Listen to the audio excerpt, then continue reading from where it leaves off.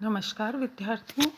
आज हम बीए पाठ प्रथम के प्रथम प्रश्न पत्र भारतीय संस्कृति के मूल आधार देख रहे हैं और हमने इससे पूर्व के व्याख्यान में गोस्वामी तुलसीदास का जीवन चरित्र और उनके विभिन्न 12 ग्रंथ देखे। विद्यार्थियों, आज हमारा जो इस पाठ का विषय है वो है तुलसीदास महान समन्वयकारी संत के रूप में और तुलसीदास संस्कृति और रक्षक तथा समाज सुधारक के रूप में तथा तुलसीदास समन्वयकारी संत के रूप में क्या योगदान था ये देखेंगे। पहला है महान लोकनायक तुलसी।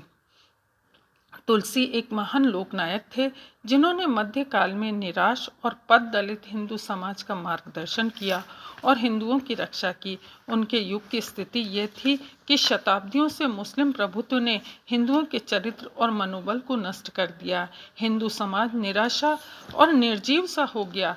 समाज में विशृंखलता तथा अव्यवस्था व्याप्त थी। समाज के सामने कोई निश्चित आदर्श और लक्ष्य नहीं था। देश की आर्थिक अवस्था और धार्मिक अवस्था बड़ी शोचनीय थी।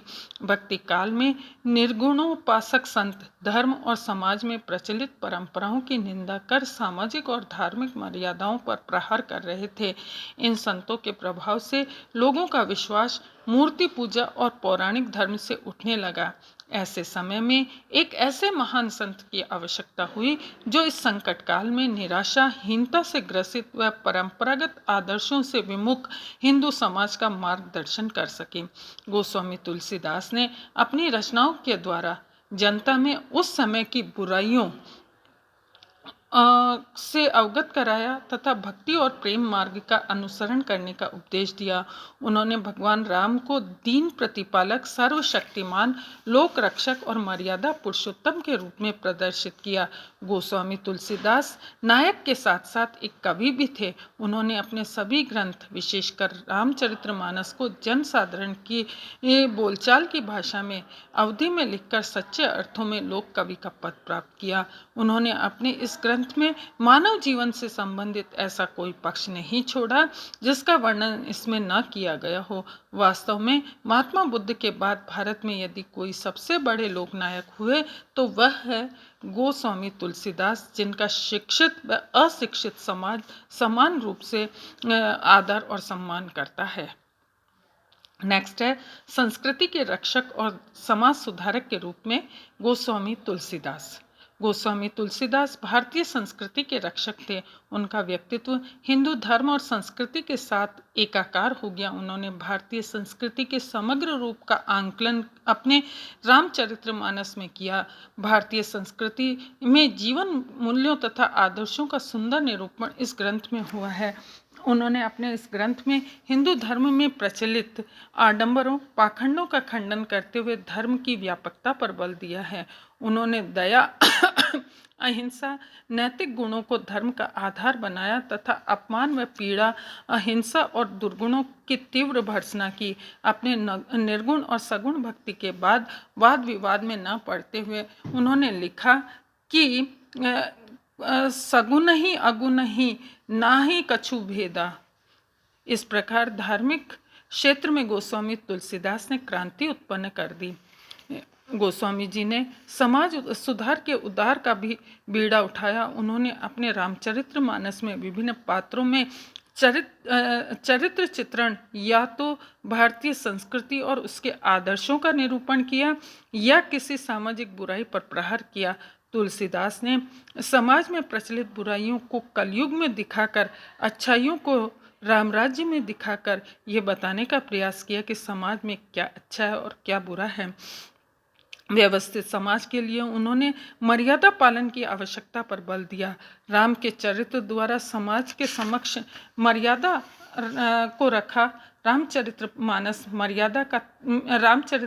में मर्यादा का तनिक भी उल्लंघन नहीं हुआ है। गोस्वामी जी समाज में जाति पाति के विरोधी थे। अपने शूद्र और ब्राह्मणों में तीव्र किसी प्रकार का भेद नहीं आने दिया। वास्तव में गोस्वामी जी का विचार था कि जिस प्रकार छोटी जाति या स्थिति वालों की रक्षा करना या सहायता करना उच्च वर्ग का कर्तव्य है, उसी प्रकार निम्न वर्ग का कर्तव्य है कि उच्च वर्ग या स्थिति वालों के प्रति श्रद्धा और सम्मान का व्यवहार करें। नेक्स्ट है समाज में नारियों की स्थिति के बारे में तुलसीदास जी के विचार।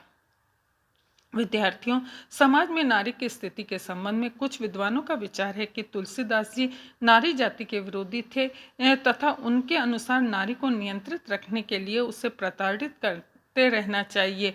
ये विद्वान अपने इस कथन की पुष्टि हेतु गोस्वामी जी के एक पद का उदाहरण देते हैं।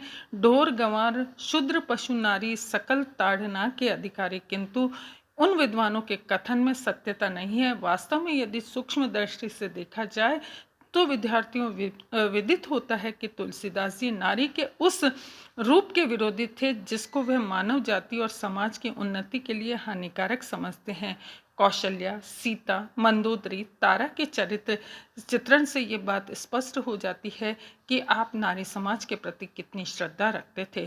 कौशल्या पतिव्रता नारी थी और अपना दुख छिपा कर भी अपने पुत्र राम को वन जाने की आज्ञा इसी कारण देती है कि माँ बाप को आज्ञा मानक पुत्र का कर्तव्य है। सीता कितनी पवित्र नारी है जो वन में सभी कष्टों को सहन कर अपने पति राम के साथ वन जाने को तत्पर है।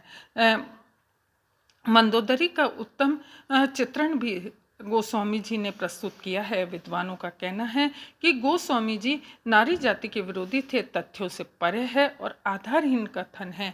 भारतीय संस्कृति में जो स्थान नारी को प्राप्त है उसका वे आदर करते थे। गोस्वामी जी की सबसे महत्वपूर्ण साहित्यिक विरासत यही है कि उन्होंने हमारे सामने स्वच्छ और आदर्श समाज का चित्र प्रस्तुत किया जो भारतीय संस्कृति के अनुरूप है। वास्तव में रामचरितमानस मर्यादा के धरातल पर चरित्र साहित्य की एक महान कृति है।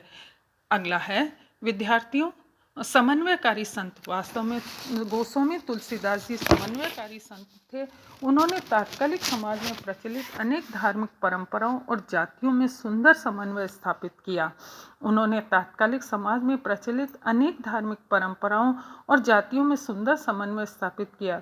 वैष्णव तथा शैव धर्म में प्रचलित द्वेष भावों को मिटाने तथा दोनों विचारधाराओं को निकट लाने के लिए उन्होंने अपने ग्रंथ रामचरितमानस में राम के मुख से यह कहलवा कर कि राम का भक्त होने के लिए शिव की भक्ति आवश्यक है और शिव द्रोही कभी भी राम का भक्त नहीं बन सकता है। इसके साथ ही शिव के मुख से यह बताकर कि राम से बढ़कर शिव का भक्त कोई नहीं है, राम की महिमा में वृद्धि करके उन्होंने दोनों संप्रदायों में समन्वय की भावना जागृत करने का प्रयास किया।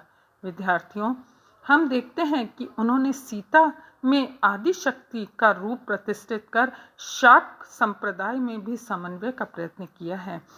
इसके साथ ही उन्होंने निगुण और सगुण विचारधारा में भी समन्वय स्थापित करने का प्रयास किया। उन्होंने कहा कि जैसे बर्फ और पानी या पानी और तरंग अलग नहीं हो सकती है, उसी प्रकार सगुण और निर्गुण भी अलग नहीं हो सकते हैं।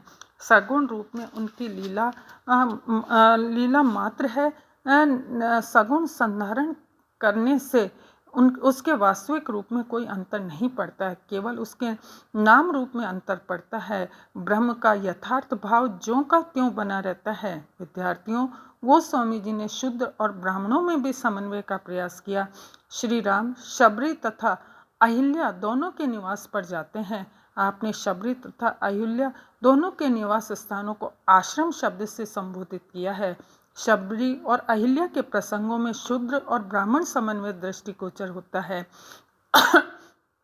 इतना ही नहीं, भगवान राम ने शूद्र शबरी को अपने चरण छूने की अनुमति प्रदान कर तथा झूठे बेर खा लिए। इस प्रकार के वर्णन से तात्पर्य यही है कि गोस्वामी जी उस समय की जातियों में समन्वय स्थापित करना चाहते थे। इसी प्रकार उन्होंने गृहस्थ, वैराग्य, भक्ति और ज्ञान में, ब्रह्म और तत्व ज्ञान में समन्वय स्थापित करने का प्रयास किया। विद्यार्थियों, सार रूप में कहा जा सकता है कि गोस्वामी तुलसीदास जी एक महान भक्त, महान कवि, भारतीय संस्कृति के रक्षक, समाज सुधारक, युग दृष्टा थे। उन्होंने अपनी रचनाओं के द्वारा जनता के चरित्र एवं मध्यकालीन सामाजिक धार्मिक दशा सुधारने का प्रयत्न किया।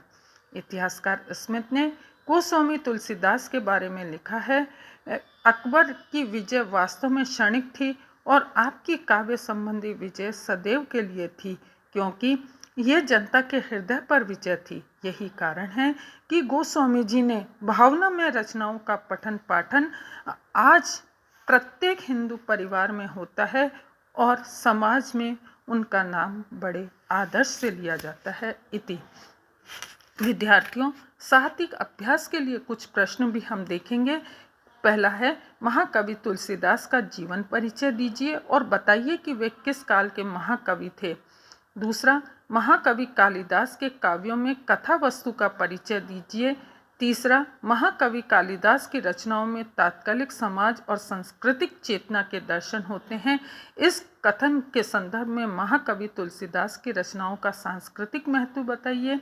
चौथा है, महाकवि कालिदास के साहित्य की विशेषताएं बताइए। पांचवा है, भारतीय संस्कृति के रक्षक और समाज सुधारक की दृष्टि से गोस्वामी तुलसीदास की रचनाओं का विवेचन कीजिए। छठा है, गोस्वामी तुलसीदास ने अपनी रचनाओं में धर्म और संस्कृति का सुंदर समन्वय किया, इस कथन की पुष्टि कीजिए।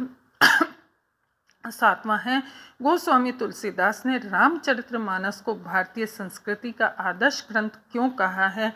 और अंतिम प्रश्न है, गोस्वामी तुलसीदास एक समन्वयकारी संत थे, इसीलिए उन्हें लोकनायक कहा जाता है। इस कथन की व्याख्या कीजिए। इति। नमस्कार।